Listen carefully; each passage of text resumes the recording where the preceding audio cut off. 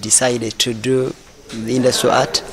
Now, my biggest inspiration for art, it came from family, because currently it is like a talent for me, and furthermore, it came from my family background, and had the potential and passion to do art.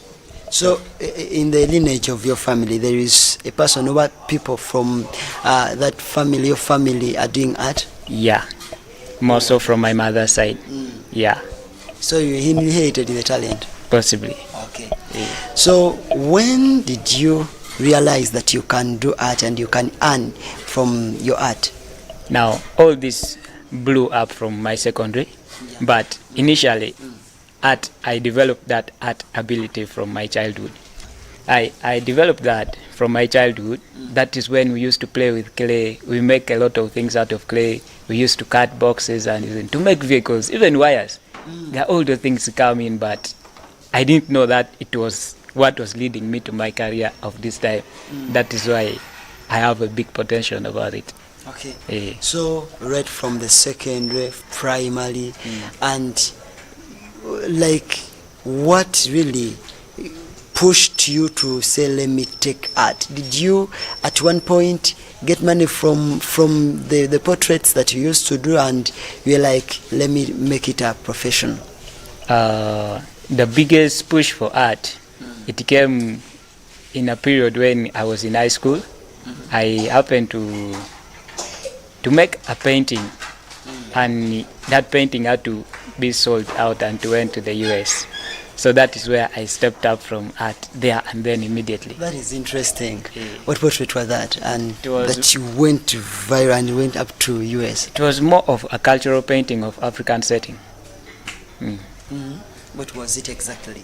Like a village setting with those huts, a person peeling some matoke, that kind of setting. That is what blew up everything.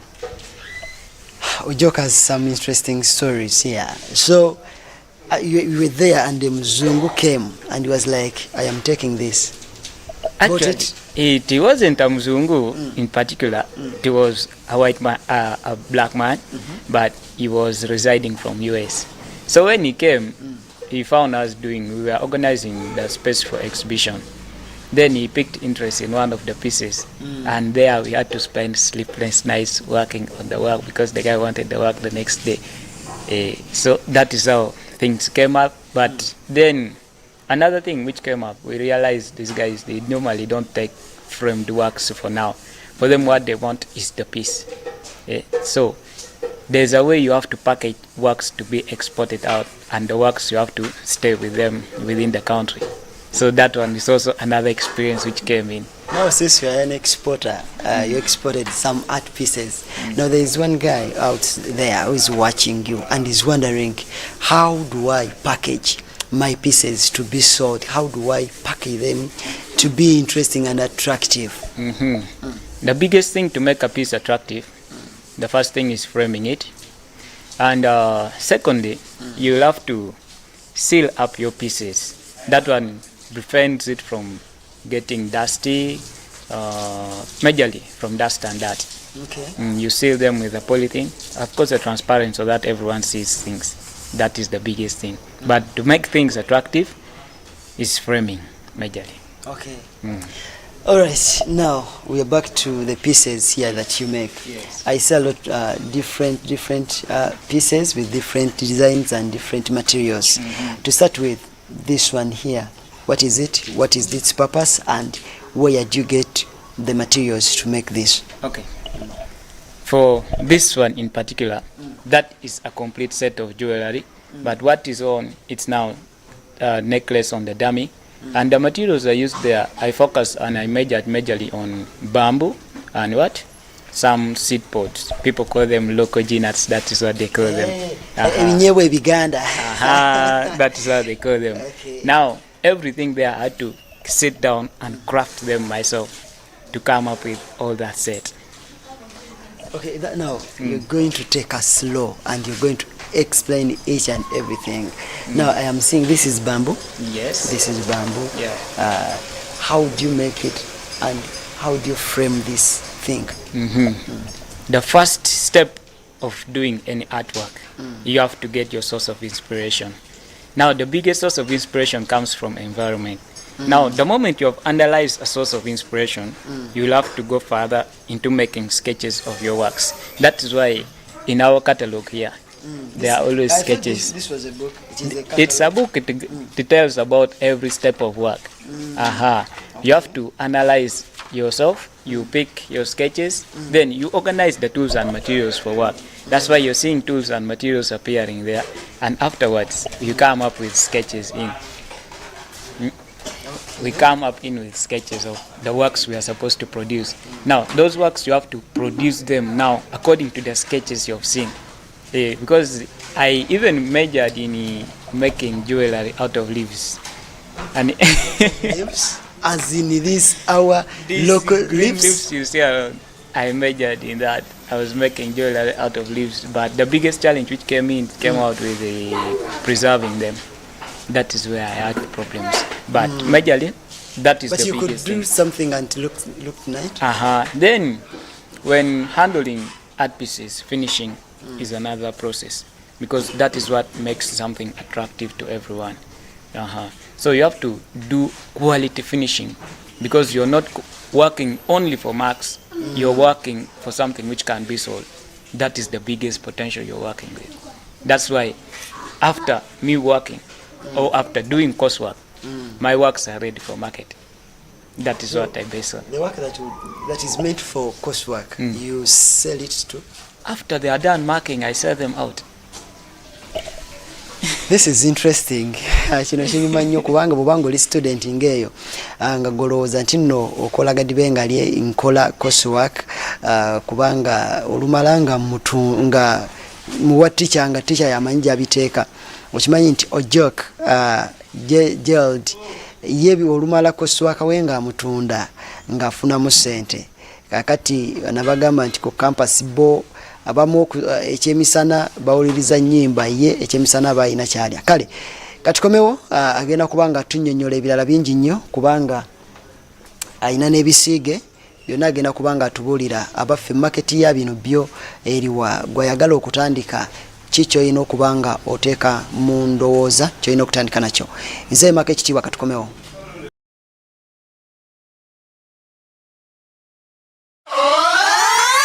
Mirinda.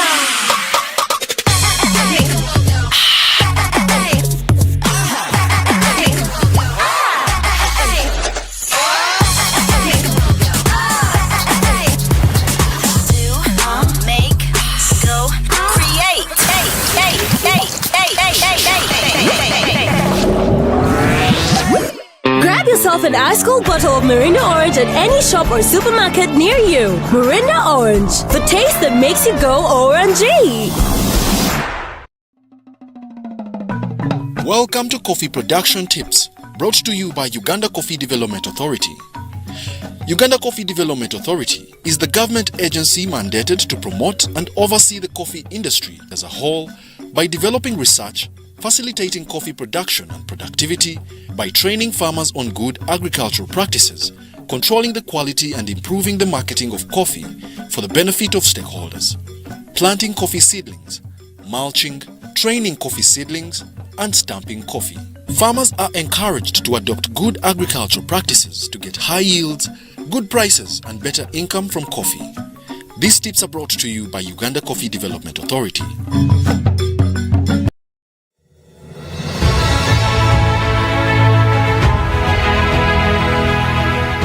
I was a ninja, but the ground was not ripe for being a ninja. One, it was a day school. Two, there was nobody to provoke you and you fight.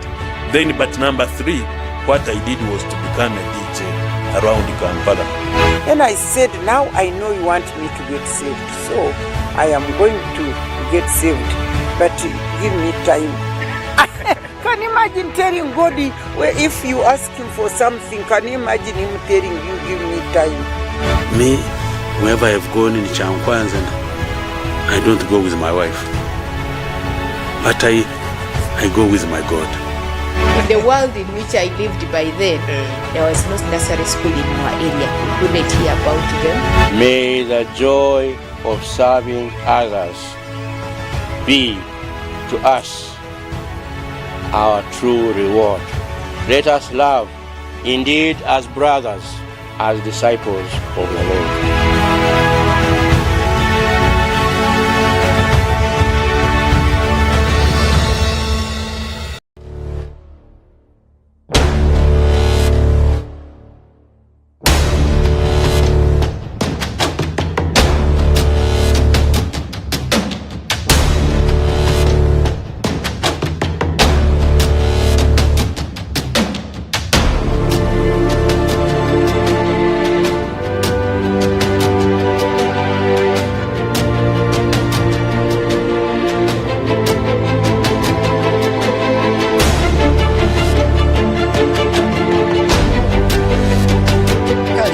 Nkwebaza okubanga okyatugoberera wano ku Family TV bwe yakatweyungako program oli mu step up nawe wakubidde omuntu akasimu nti step up yatandise dda nkwebazaako nnyo byansuso tukyali ne OJOK GERALD nga kuba artist ate nga the same time student nga asomera wano ekyambogo wetwamusanze kyatunyumiza engeri gyakolamu ebintu bye era nga agenda kubanga tunyonyola paints nyingi wano zakola byonna agenda kubanga bitunyonyola bulungi nnyo.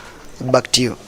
Now I see lots of paintings here. Now to start with, this is, you told me this is also an art. Yeah. The other one is also art. I'm seeing all this. Now explain to us how you do the things. Okay, first of all, the basic of all art is drawing. Okay. Now, all these things have to come up first from a drawing before they reach to where we are seeing them. Even this, Yeah. you draw? It has to come up from a drawing. And with this one, this is under fabric decoration, this is printing. Okay. And then this lower one here is another fabric decoration. Can I open it? Yeah. So that they... This is another see one. it? This is batik work.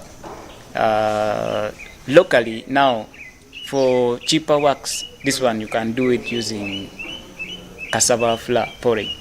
That is how you come up with all this design stuff. Because now the parts you're seeing the design, that is where I'd printed in cassava porridge, and you dye it up. Okay. That is the biggest thing. Then tie and dye. This one tie and dye. Everyone can do that. Just Tie you and are, dye. yeah. It is very simple, but it works hard with the big fabrics. For beginners, you can start with a small fabric just to acquire the skill. Then afterwards, you can advance into designing shirts. You can advance into designing bed sheets. You can advance into designing a lot of things out of that. You can design a shirt, a bed sheet, just when you've acquired the little knowledge from... The knowledge of tie and dye, you can mix with the printing. Now, all these things work up together. You can mix all of them in one fabric and you make something interesting. So when you wash, you want these paintings and the printings go off? No. Depends on the kind of paint you're using. Now that is where the knowledge has to come in, and the kind of dealers you deal with to acquire the materials. And you have to be knowing the material you want as you go to the market. Because now this is what? Matte. It is matte paste. Matte? Matte paste? Yeah. For it cannot go off when you It wash? cannot go off, it's permanent. Okay. Now back to this. These things here caught my attention. I want to know where you get these materials, because I see they are locally made. And I don't think you use any machine to make these things. We don't need machines actually. Machines are required, but now that is for massive production. Okay. As in for small productions, for just accommodating yourself, this one you can do with handmade. Now this is bamboo. This is bamboo. Have to split bamboo into this shape, and you sand it. That is part of finishing, to make that smooth feel in the work, because they want that finishing that someone can put on the thing and they don't complain, but this thing is piercing me. It's piercing me. That, it is itching me. That is the feeling they want to feel. Now this one also the finishing comes in, because now as it comes in when it is original, that the seed is still inside. But when you leave the seed inside, there comes a period when the seed begins to rot out. But now we have to remove the seed and you remain with the shape of the cover when it is still there.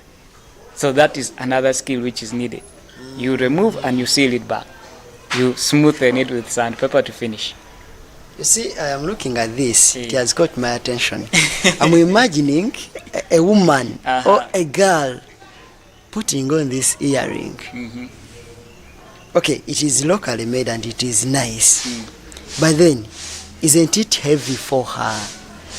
Can't it like elongate her ear? Now, the biggest achievement here, the first thing to remove the weight, we have removed the seed.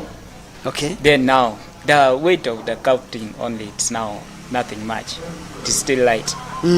Compared to, I have seen a lot of jewelry settings, most of those ones wire-based. They're a little heavier compared to this one. But this one has no any weight effect on the body. Because it is all natural originally. And before we reach here, we put this thing to dry so that it loses all its waters and it is ready to be used. So it is not heavy? It is not heavy. It is just perfect for use. Okay. Hey. Sometimes we go out of words when we see such talents. And now, when we are undergoing the production of such, you have to analyze the usability of the person. That is why we have to calculate the weighting also. Now, when you go into big commercial jewelry production, they measure them in weights. They measure them in weights. So you have to analyze the weight. It should not overweigh a person. They have to feel comfortable while working with your because they product. is putting it on and somebody is not comfortable, but all is moving as. But the thing is heavy for them. That is what we look to. This one is just now for common production, because now the big ones come in with those expensive jewelries that we make majorly of those expensive stones of diamond, gold. Okay. Those silver ones, that is where the measurements come in, because those ones come with their extra weights also. But the beauty has to be there. So they have to measure the weight. This one it looks nice. Seriously. So what do you put inside to keep the things together plus this metal like thing? Now, the material we use for fixing that, you can use the normal super glue, or you use this plastic glue for the glue gun. That is what I use for fixing for that one. But for this one I use the super glue. You have a lot of things here. Now that is a scarf. This is a scarf. Yeah. At one point I interviewed guys who are doing crafts, I mean crochet, and this is in form of crochet, not so. And for you, you're an artist, you design, you paint, you do. How did it come about? Where did you get the knowledge to do this crochet thing? The knowledge for this, I had to learn on the job. When I realized there's a demand for scarves on the market, I had to go and see ways of how do people come up with such things on the market. So I found it is simple. They just use a simple tool. That is a complum. Very simple. It's unfortunate that I didn't bring it here. But it is a simple tool to use. Just you have to master a concept of use and everything works on its own. If you are to see the first project I used for making this thing and the last one, you can tell, because the first one, the first one is always for the learning process. Then the one which comes after is the original. Looks so perfect and looks professional. How long have you been doing these things? This one? Yeah, particularly because these ones you told me from your childhood you've been doing this. Now particularly this one. If I'm to tell you, you can't believe, I've learned this thing in a month. Come on. In a month, I think it is perfect. It is perfect. In a month. In a month. Then the person who introduced me to it had to tell me, before I trust you, you can do this thing. I know you can do it. So they just gave me the loom. My work was to sit down and study the thing and produce the thing on my own. That is how I had to learn. But that was not the way of learning. And actually, you have to learn when someone is showing you how they do the thing. How did you learn? They didn't show you. The learning came out when I just saw someone do it with time. Wait, you saw someone doing it. You went and taught yourself. Yeah. Because of the passion. That is determination. You're determined. That is how much I love art. So anything connected to art, you can be able to teach yourself and do it. Anything. Is it so with other artists? When it comes to, how should I put, because there are different kinds of artists. There are professional artists. Those are the ones who learned art from school. Then there are talented artists. Those ones, they are born with art. Yeah. So there's a difference between the two. The professionals, they focus on what they have learned, whereas born artists, they live to explore all kind of art. Perfectly said. All right. Now let's jump into the achievements. Well, you've done this art for quite long. You've taken it to another level of becoming professional. What are some of the achievements that you're proud of? For now, what I'm proud of so much is my progress and the connection that I've built from art. That's social capital. That is the biggest achievement that I have for now.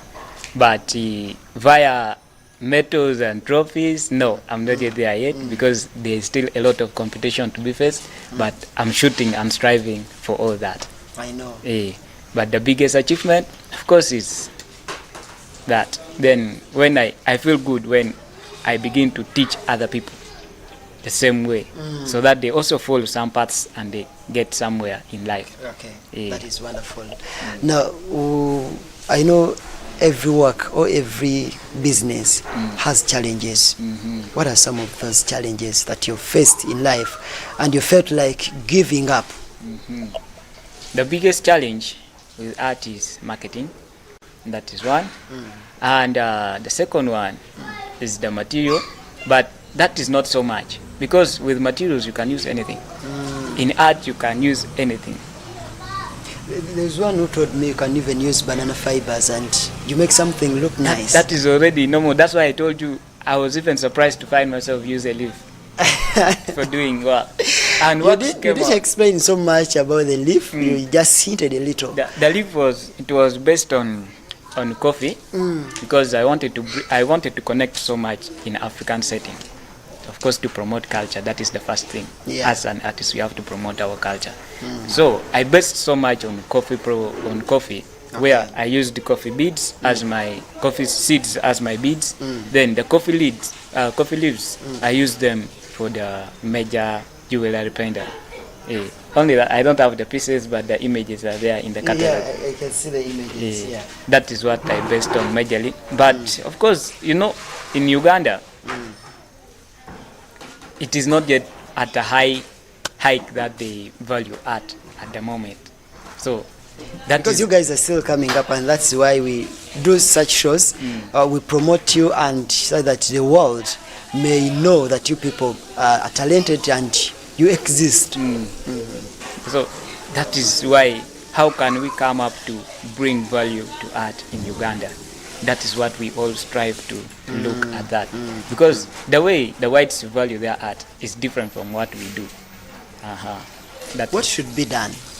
The biggest thing that should be done is just they have to empower upcoming artists. The government should empower. I don't normally base much on the government. As individuals, at least step up. Don't only focus on the local environment. Step up and shoot abroad. That should be the biggest aim. Because now, if you're to wait on the government, you won't wait until the government does everything for you. You have to step up as you. But though, we can wait on the government as well. To support you. If they are to bring in things, let them bring. We have no problem. The government should just support you a little, but the rest of the stuff, it is you to do them. That is it. What are some of the advice that you would give that gentleman, that lady that is watching you, probably maybe in any other business, not specifically in art business, but maybe in any other business, but your advice may work for them? My biggest advice now, it goes like, as you strive for life in future or for now, focus majorly on your potential and don't let it throw you back. Just strive ahead, because you will continue facing challenges, you will continue facing a lot of failures, but that very one success is enough for you to step up of every challenge you face. Yeah. That is the biggest thing. That is good. Now it has become my custom. You're OJOK. Yeah. I know you're from North. Yes, and the people from North who are seeing you, are watching you on Family TV. One or two words in that language. As you're telling you're telling them what you do. Ano for matek Family TV and ki dian matemu atemu drawing of fine art and I atemu all art related activities and for any information Ramo getting on my WhatsApp line, which is 0770960239. I'm OJOK Abedu ki Kampala kind, but soon I'll be coming back to Gulugang. Why do you mix some English? Why? Because I've been keen to such people, like people from your tribe. They speak a few and add English. The reason why we do that, it is because of the places where we spend more time. Because now I've spent a lot of time this side, and I had to use more of English compared to my local language. Okay, yoyo Joko Gerald watu wabadde ntera nnyo bagamba nti bulimi ndutegeera naye luno sijja balimba sirutegedde bulungi naye nga kyetegedde abadde balamusaako. Nze Make Kitibwa, ntambudde ne Jonajal ku camera ate Bantam abadde mu transmission program eno eddibwamu ku Lwomukaaga ku ssaawa 5 ku ssaawa 4 paka ssaawa 5 gwagisobeddwa osobola okuba nga ogifuna. Ntero balekerayo ekigambo ekyamagezi. Olwaleero ngenda bawa njogera egamba winners never quit and quitters never win. Kirowoozeeko bwetyo bwe tutambudde, mbeere bulungi, mweraba.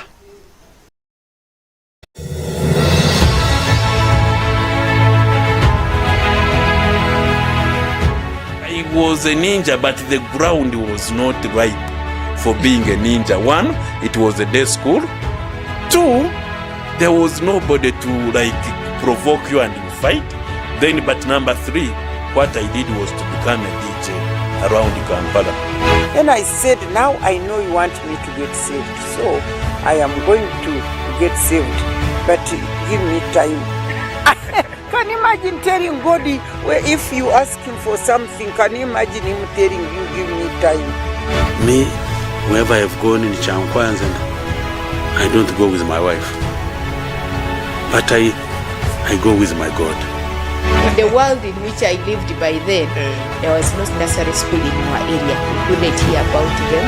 May the joy of serving others be to us our true reward. Let us love indeed as brothers.